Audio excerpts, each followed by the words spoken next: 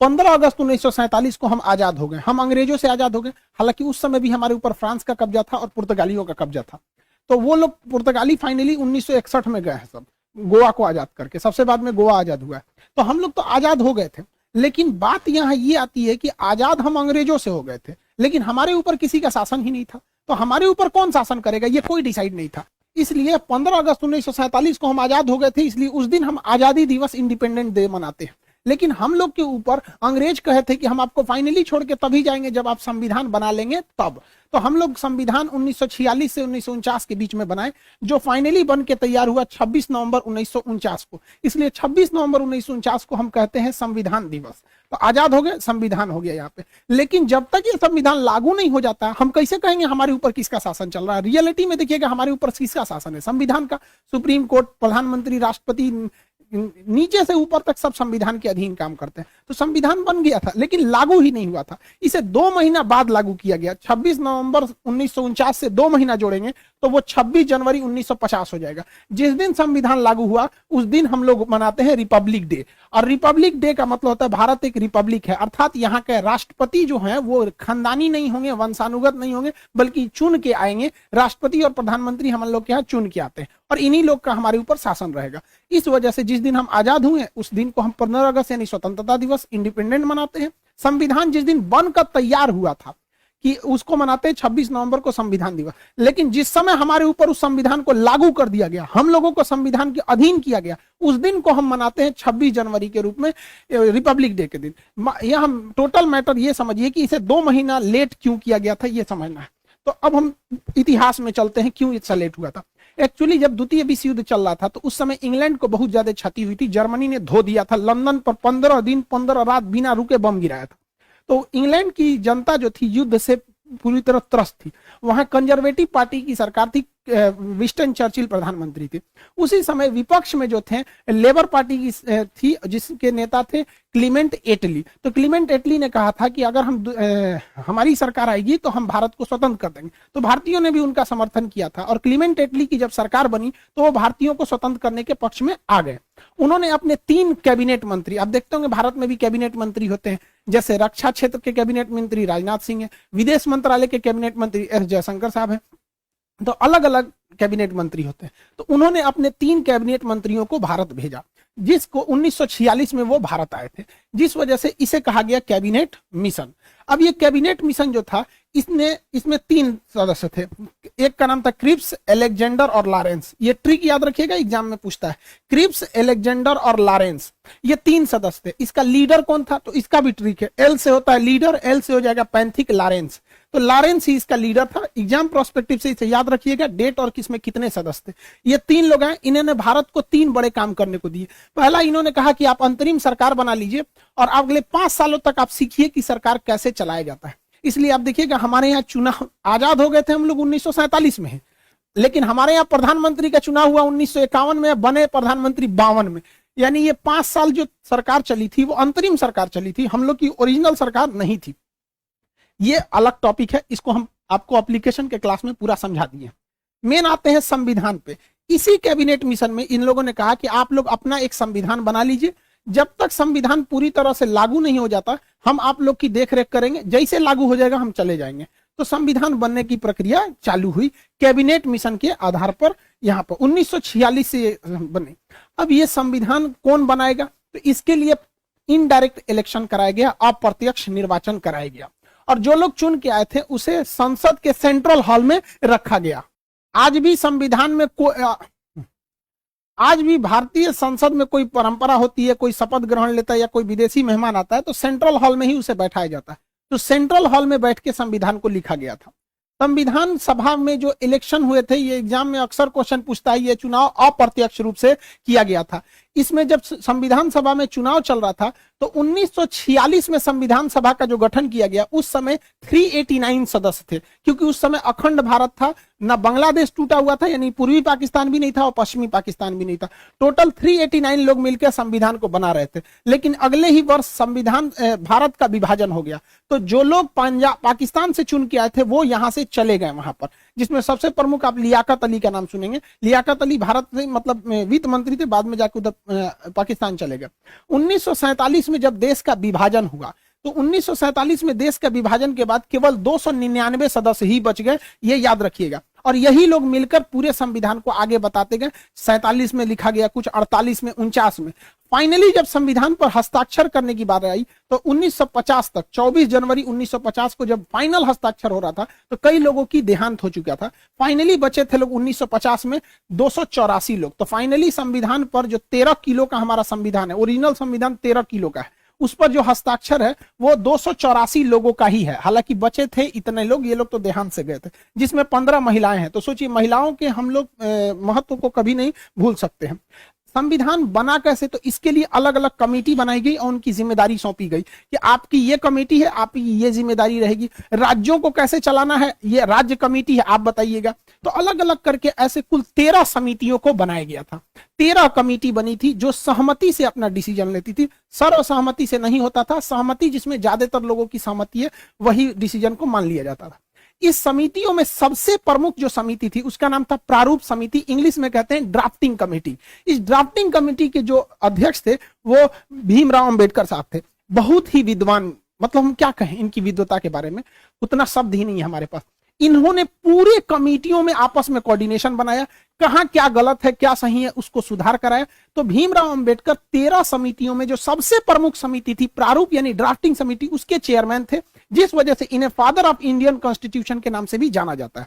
इसके अस्थायी सदस्य भले 2 दिन के लिए सच्चिदानंद सिन्हा थे, लेकिन अस्थायी रूप से राजेंद्र प्रसाद संविधान सभा के अध्यक्ष थे। इन्हीं के देखरेख में संविधान सभा अध्यक्षता करते थे। आप बैठिए, आप अपना डिसीजन सुनाइए, इस तरह से। और संविधान सभा के जो सलाहकार थे वो बी.एन. राव थे। बी.एन. राव बहुत ही विद्वान थे। इन्होंने विदेशी संविधानों का अध्ययन करके जहां से भारत में अच्छा लगा उन्हें समावेशित किया। इनकी विद्वता से को आप ऐसे ही अंदाजा लगा सकते हैं कि इन्होंने म्यांमार के संविधान बनने में भी मदद किया था बी.एन. राव ने। इस तरह से संविधान बना। संविधान को बनने में लगभग 3 साल लग गए थे। 1946 से चालू हुआ और 1949 में फाइनली बन के तैयार हुआ था। इसे याद रखने का ट्रिक क्या है, 3 साल में तैयार हुआ था। 1 साल में कितने महीने होते हैं, 12 महीने। तो 1 साल में 12 महीने, आप 3 साल में ना 12 घटा दीजिएगा। जब आप 3 साल में 12 घटाते हैं तो बचता है 2 साल 11 महीने और 18 दिन। तो ये ट्रिक के तौर पे आप याद रखेंगे। 2 साल 11 महीने 18 दिन में टोटल संविधान बनकर रेडी हो गया था। जब संविधान बना था तो उस समय संविधान के कुल चैप्टर यानी भाग की संख्या 22 थी। एबीसीडी जोड़ जाड़ के कभी मूल कर्तव्य डाल दिया, कभी कुछ डाल के वर्तमान में 25 हो गए हैं। जो अनुच्छेद यानी आर्टिकल थे वो 395 ही ओरिजिनली हैं। एबीसीडी उसका जोड़ के 448 हो गया। ये आगे बढ़ते ही जाएगा यहाँ पर, लेकिन संख्या नहीं बढ़ेगी, एबीसीडी ही करके जोड़ा जाता है। जब अनुसूची यानी शेड्यूल थे वो 8 थे। वर्तमान में अनुसूचियों की संख्या टोटल जो हो गई है वो 12 हो गई है। तो इस तरह से संविधान को बनाया गया। इतने मेहनत अपने प्रयास के बाद से फाइनली भारत का संविधान बना, जो दुनिया का सबसे बड़ा लिखित संविधान हो गया। अब इसको बन के तैयार हो गया 26 नवंबर 1949 को। इस दिन हम लोग मना लेते हैं संविधान दिवस। लेकिन इसे लागू किया गया 2 महीने बाद 26 जनवरी 1950 को। इसकी टोटल कहानी समझते हैं, इतना लेट क्यों हुआ, तो इसकी कहानी छुपी है 1929 में। कांग्रेस का हमेशा अधिवेशन होता था। फाइनल जो ईयरली मीटिंग होती थी उसे अधिवेशन कहा जाता था। तो कांग्रेस का इसी तरह से लाहौर अधिवेशन हो रहा था दिसंबर 1929 को। साल का अंत चल रहा था। दिसंबर 1929 को उसकी अध्यक्षता पंडित जवाहरलाल नेहरू कर रहे थे। इन्होंने कहा कि अब हमको अंग्रेजों से झुकने की जरूरत नहीं है, अब हम 1 इंच भी जमीन से समझौता नहीं करेंगे, हमें टोटल इंडिपेंडेंट चाहिए। पूर्ण स्वराज की मांग कर दिया था रावी नदी के तट पर जवाहरलाल नेहरू ने। और उन्होंने कहा कि हर भारतीय अब इनको जगना पड़ेगा, अब हमें अंग्रेज आजाद करेंगे। और उन्होंने कहा कि ये तो दिसंबर महीना चल रहा है, 2 दिन मतलब ये साल खत्म हो गया 1929। उन्होंने कहा कि जो 1930 आ रहा है तो आगामी 1930 में जो आखिरी संडे रहेगा उस दिन हम लोग अपना तिरंगा झंडा लहरा देंगे, अंग्रेज आजादी दे चाहे ना दे। तो देखिए हम 1930 का ये कैलेंडर खोले हैं, आखिरी संडे 26 जनवरी को पड़ रहा है। तो उन्होंने घोषणा कर दिया था कि ये दिसंबर 1929, दिसंबर तो खत्म हो गया, 1929 खत्म हो गया, यानी 1930 का जो जनवरी महीना आ रहा है उसका आखिरी संडे को हम लोग तिरंगा झंडा लहरा देंगे और अंग्रेजों से कहेंगे भाड़ में जाओ साले कुत्ते तुम लोग, हम लोग आज से स्वाधीन हो गए, हम लोग आज से स्वाधीन हो गए, अपने अधीन है, अंग्रेजों के अधीन नहीं है। हालांकि आजादी नहीं मिला था, लेकिन इसे हम लोग मिनी आजादी कहते हैं, मिनी इंडिपेंडेंट बोला जाता है। 26 जनवरी को हम लोग 1930 में झंडा ठोक दिए और उस दिन से हम लोग मनाने लगे स्वाधीनता दिवस। और जवाहरलाल नेहरू ने कहा था हर वर्ष इसे मनाया जाएगा और अंग्रेजों को मिर्चा लगाया जाएगा, जितने जलेंगे उतने जलाया जाएगा। तो हर साल भारतीय 26 जनवरी को क्या मनाते थे? स्वाधीनता दिवस। वो 1930 से पहला स्वाधीनता दिवस मनाए, 31 में भी बनाए, 32 में भी बनाए, ऐसे लगातार बनाते गए स्वाधीनता दिवस। इवन जब देश आजाद भी हो गया था ना 1947 में, उस वर्ष भी बनाया गया, उसके बाद 48 में भी मनाया गया स्वाधीनता दिवस, और 26 जनवरी 1949 को भी स्वाधीनता दिवस मनाया गया था। लेकिन इसी साल 19, ये तो जनवरी है, इसी साल नवंबर के महीने में संविधान बनकर तैयार हो गया। अब हो गई बड़ी दुविधा। देखिए, स्वतंत्रता दिवस तो अपने जगह पे है कि हमें उस दिन अंग्रेजों से आजादी मिली थी, इसमें कोई दिक्कत नहीं है। लेकिन जब संविधान इसी साल बन के तैयार हुआ 1949 में ही, क्योंकि ये तो पहला महीना है और ये 11वां महीना है, तो हम लोग ने स्वाधीनता दिवस मनाया था कि हम अपने अधीन हैं। लेकिन संविधान बन गया, संविधान कहता है कि आप अपने अधीन नहीं है, आप संविधान के अधीन है। तब तो हो गया कि भैया संविधान अगर इस दिन लागू कर देंगे तब तो बवाल हो जाएगा, क्योंकि हम लोग को ये वाला त्योहार छोड़ना पड़ेगा। और जिस त्योहार को कोई पिछले 20 सालों से मना रहा हो 1930 से, कोई कैसे छोड़ देगा? इससे लोगों का इतिहास जुड़ा था। तो दिमाग लगाया गया, कहा गया कि देखिए, जब किसी के घर बेटी का बियाह होता है ना तो बहुत दुख होता है, लेकिन उसी दिन बेटा का भी बियाह रख देंगे ना तो पतो आने का खुशी हो जाता है, तो थोड़ा कभी खुशी कभी गम वाला हो जाता है। तो संविधान वालों ने देखा कि इस दिन का तो महत्व ही खत्म हो जाएगा, इसलिए दिमाग दिया गया, एक काम करते हैं, 2 महीना का तो बात है, 26 नवंबर 1949 है, एक महीना रुकेंगे तो 26 दिसंबर 1949 आएगा, और एक महीना और रुक जाएंगे तो 26 जनवरी 1950 हो जाएगा। एक काम करते हैं, संविधान को इस दिन बना लिए हैं, लागू नहीं करेंगे, लागू करेंगे 2 महीना बाद 26 जनवरी 1950 को, और ले आके एक दूसरे पे थोप देंगे, बस हो गया। यहां जो स्वाधीनता दिवस मना रहे थे उसके ऊपर चढ़ गया संविधान, और संविधान कह रहा है कि भारत एक लोकतंत्र रहेगा, ये रिपब्लिक रहेगा, यहाँ के राष्ट्रपति का इलेक्शन होगा, कोई वंशानुगत नहीं रहेगा यहाँ पर। तो ये हो गया स्वाधीनता दिवस। तो जानबूझकर इस स्वाधीनता दिवस को बचाने के लिए इसको इसके ऊपर थोप दिया गया, वरना इसका महत्व कम हो जाता, क्योंकि हम संविधान के अधीन हो जाते। तो ये था टोटल संविधान को बनाने का। तो हम लोग 26 जनवरी आज ही के दिन संविधान को लागू कर लिए, हालांकि बना लिए थे 2 महीना पहले।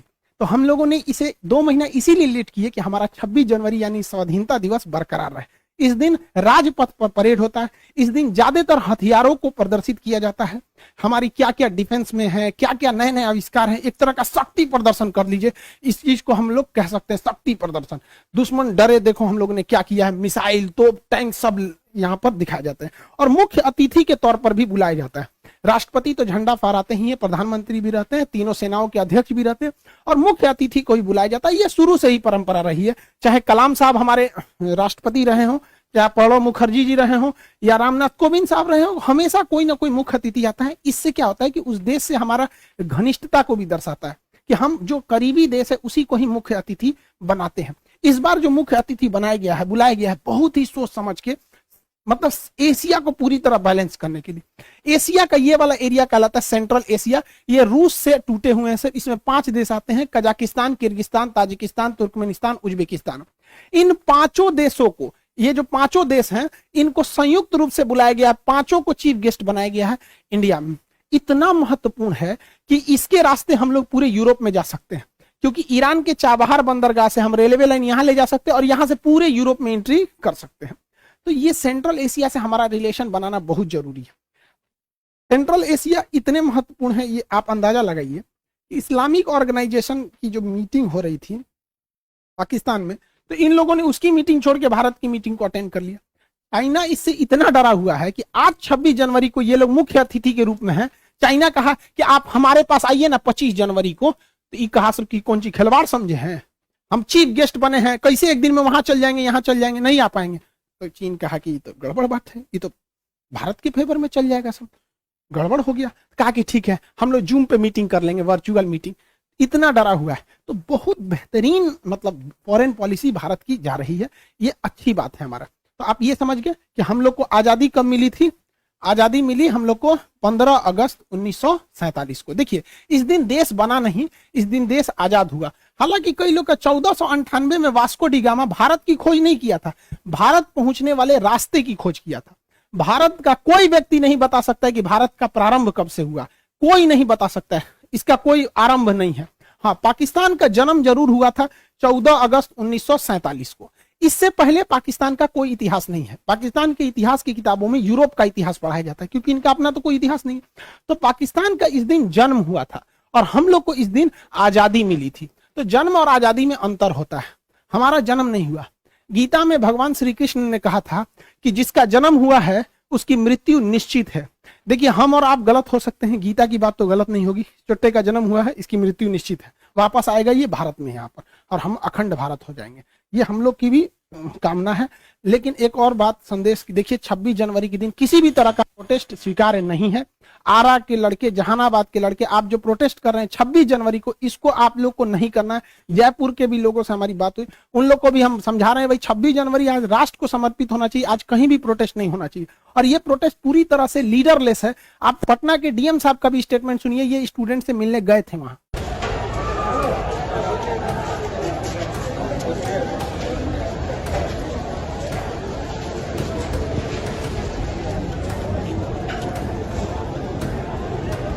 प्रॉब्लम यही है कि लीडरलेस हैं। 2-4-10 लोग वार्ता के लिए तैयार हो रहे हैं तो बाकी नहीं हो रहे हैं। तो अभी रेलवे से भी हम लोग बुला रहे हैं पदाधिकारियों को, इनकी समस्याओं को सुन लें और जो समाधान हो सकता है उसका समाधान करें। पूरी तरह से रेलवे का मामला है। देखिए 26 जनवरी राष्ट्र का होना चाहिए, राष्ट्र को समर्पित हो। हम सब भारत की उज्जवल भविष्य की कामना करते हैं। स्टूडेंट्स और लोगों से ही मिलकर देश बनता है। देश को आगे ले जाना सबका काम है। कहीं पे भी हिंसा बर्दाश्त नहीं है। सरकारी संपत्ति को जलाना, तोड़फोड़ करना, ये कहीं से भी एक्सेप्ट नहीं है। पुलिस द्वारा भी घर में घुस कर मारना, स्टूडेंट को लॉज में से घींच के मारना, ये भी गलत है। दोनों ओर से संयम बरते। रेलवे ने भी इस पर अपनी कमेटी बैठा दी है 5 लोगों की, जो इस पे सुनवाई करेगा। अब इस कमेटी में क्या रिपोर्ट आएगी, इसके ये अभी कोई पहले प्रेडिक्ट नहीं कर सकता है। फिलहाल एग्जाम को कुछ समय के लिए पोस्टपोन किया गया है और कमेटी की रिपोर्ट की वेट किया जा रहा है। आप लोग भी वॉच एंड वेट कीजिए और अभी शांतिपूर्ण व्यवस्था को बनाए रखिए। 26 जनवरी को कहीं भी आप प्रोटेस्ट मत कीजिए बाबू। आप कहाँ बेवकूफी करिए, देश को समर्पित कीजिए ना। आपके पास दिन थोड़ी हो गया, आपके पास पूरे का पूरा साल बचा है। आप शांतिपूर्ण ढंग से प्रोटेस्ट कीजिए। कहीं से भी आप लॉ एंड ऑर्डर को नहीं बिगाड़िए, ये आपके लिए सही नहीं रहेगा।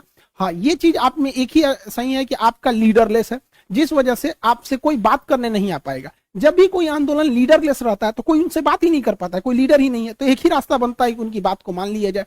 तो रेलवे ने भी कमेटी बताई है। आप सब लोग से हाथ जोड़कर विनती है कि कहीं पे भी आप इस तरह का उपद्रव नहीं कीजिए। आरा के लड़के ट्रेन में जो इंजन में जो आग लगा दिया गया वहां से, उन लोग, ये निंदनीय है, ऐसे काम को न करें। जहानाबाद के भी लड़के जो ट्रेन पे जाके राष्ट्रीय गान गा रहे हैं, आप सब लोग की हम भावनाओं का सम्मान करते हैं, लेकिन आज के दिन आप लोग को ऐसा नहीं करना चाहिए। प्रशासन का भी आप लोग सहयोग करिए, वो भी आपका सहयोग करेंगे। आई होप आप इसे समझे होंगे। मिलेंगे नेक्स्ट क्लास में। जय हिंद।